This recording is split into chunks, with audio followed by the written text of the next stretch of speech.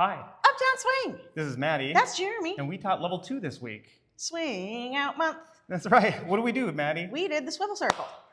Looks like this. 1, 2, 3, and 4, 5, 6, 7, 8. 1, 2, 3, 4, 5, 6, 7, 8.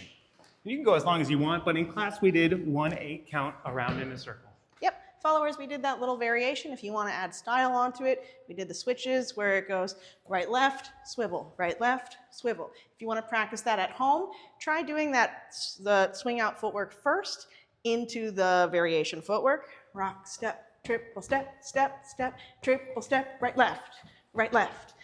That'll help you do it when it gets lead on you. Far out. And we also did an outside turn. That looks like this. 1, 2, 3, and 4, 5, 6, 7, 8. The followers are turning as they exit the swing out shape. Talked about keeping it linear. We did the Tarzan hand. If you were here, you know. Totally. You'll be in my heart. That's what we did. That's it. Bye.